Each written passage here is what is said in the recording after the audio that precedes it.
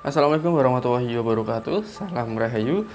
Oke, ini menyambung video yang kemarin. Saya akan review pusaka dengan warangka geraham gajah. Ini berat sekali.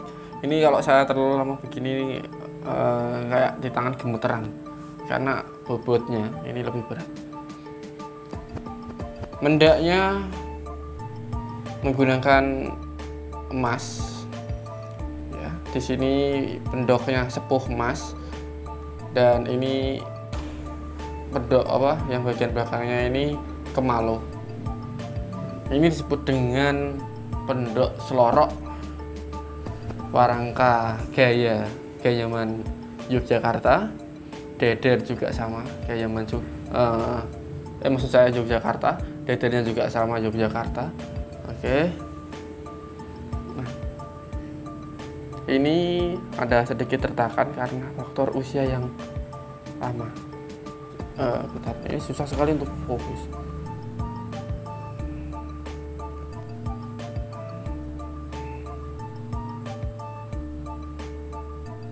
Nah, ini kita tahu geraham gajah itu sulit sekali dibentuk dan cenderung teksturnya sangat keras. Oke, kita akan lihat bentuk dan dari dapurnya.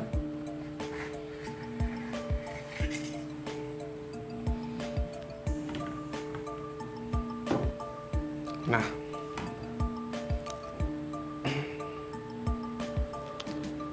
dapurnya sengkelat, sor-soran ke bawah. Ini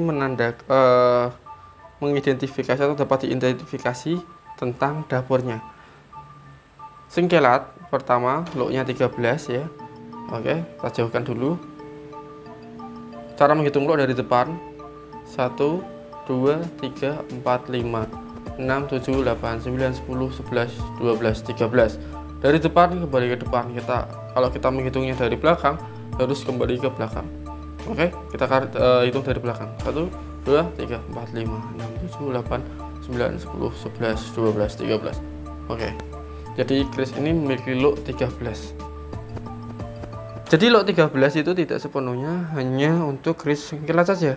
Jadi kita perlu lihat lebih rinci yang ada di bagian sor-sorannya. Seperti yang saya katakan tadi, kris sengkelat wajib ada kembang kacang. Nah, ini kembang kacang.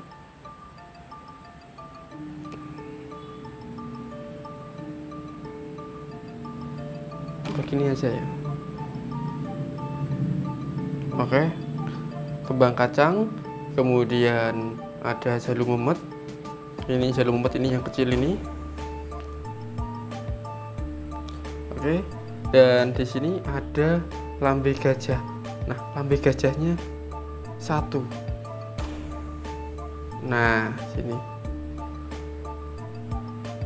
Oke, dan juga ada sogokannya 2. Sogokan 2. Sogokan ini di bagian mana? Ya, sebelah sini. Sogokan depan, sogokan belakang. Ini sogokan depan, sogokan belakang. Pesetan atau genengan ada, tikel lalis juga ada.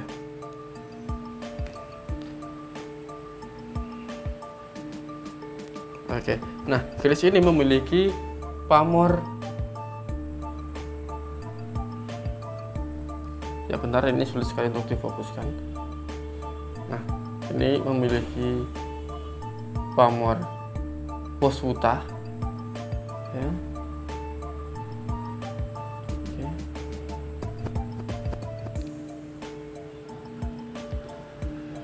Karena terdapat butiran-butiran kecil yang ada di sekitaran sini, atau boleh juga disebut dengan pamor pada ringan kebak. Namun saya belum sepenuhnya yakin jika keris ini memiliki pamor pada ringan kebak. Mengapa demikian? Karena jika pamor pada ringan kebak, sistem tempat lipatnya harus padat. Ini pamornya pamor akodiat atau pamornya pamor beling. Pusaka ini tangguh demak. Ya. Mengapa saya mengatakan tangguh demak? ciri khas keris pusaka Tangguh Demak adalah besinya berwarna keabu-abuan ya. Kemudian di bagian sininya ini cenderung lebih lebar. Oke. Dan yang paling menonjol dari Tangguh Demak yaitu di bagian ujungnya, memiliki keunikan. Di bagian sini sangat lebar, ketika di ujung langsung mendadak kecil. Nah, itu khasan dari keris Tangguh Demak. Keris Tangguh Demak itu kisaran abad 15 atau 600 tahun yang lalu. Di pusaka ini sudah berusia 600 tahun. Nah, kemudian pusaka ini dulu dipegang oleh siapa? Pusaka ini adalah pusaka bisa dibilang dalam ya, karena pendok merah itu menandakan pusaka dalam, pusaka yang memang dibuat oleh empu di era Demak. Empu yang hidup di era Demak, empu siapa? Empu Supo. Nah, ini adalah karya Empu Supo yang turun temurun. Bisa dilihat pamornya luar biasa sekali. Ini hampir mirip seperti karya Empu Koso.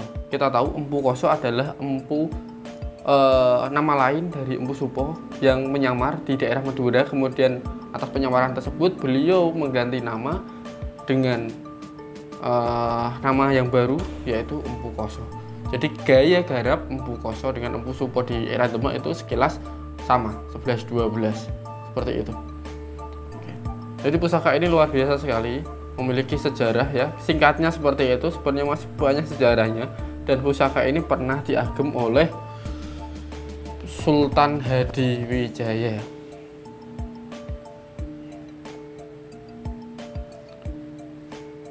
Sultan Hadiwijaya siapa? Sultan Hadiwijaya yang kita kenal sebagai Joko Tingkir. Beliau menjabat sebagai raja di Pajang setelah Demak runtuh atas perebutan kekuasaan yang mana terjadi peperangan dengan Arya Penangsang. Kala itu Arya Penangsang tewas atau kalah karena strategi peperangan yang memang sudah disiasati oleh Pangeran Benowo, Ratu Kalinyamat, serta Arya Penangsang sendiri. Serta Joko Tingkir sendiri.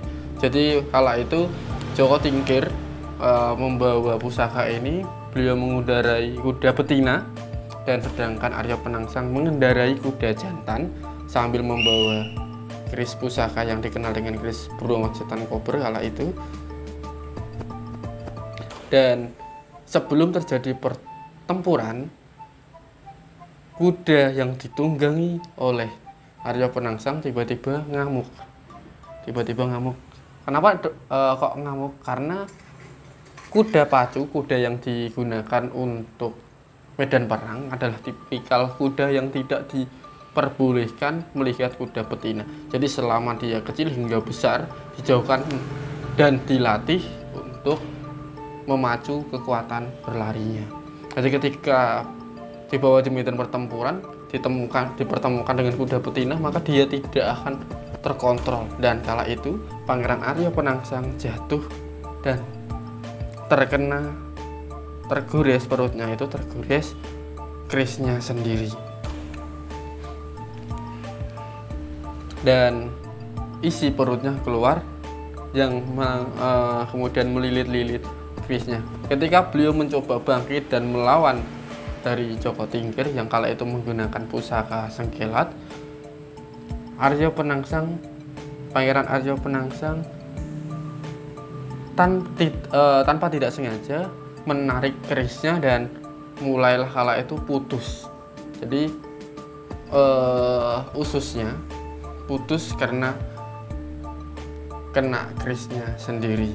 Nah, kita tahu di dalam sebilah keris terdapat batu meteorit yang memiliki radiasi dan racun luar biasa serta didukung warangan. Kita tahu warangan juga memiliki racun dan sangat berbahaya sekali jika terkena organ dalam dan bisa dibilang mematikan.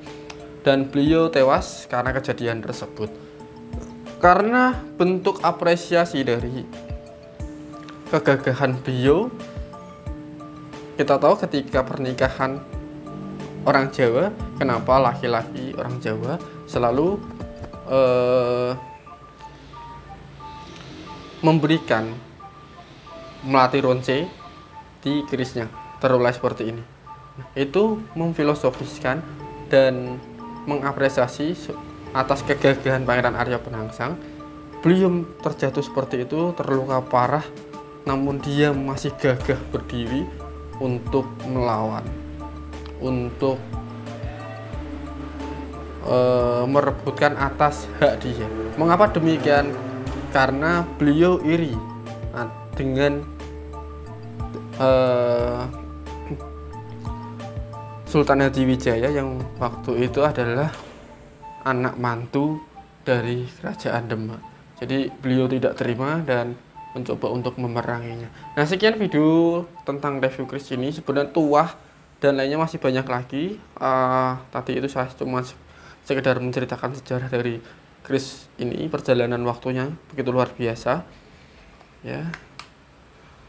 Oke, dan untuk lebih lanjutnya silahkan bisa kunjungi di website resmi saya www.kolektorkeris, atau Anda bisa hubungi nomor yang tertera di bawah sini jika Anda merasa cocok atau ingin merawat dan ingin mengetahui lebih lanjut tentang pusaka ini.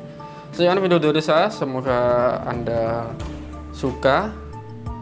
Salam Rahayu, assalamualaikum warahmatullahi wabarakatuh.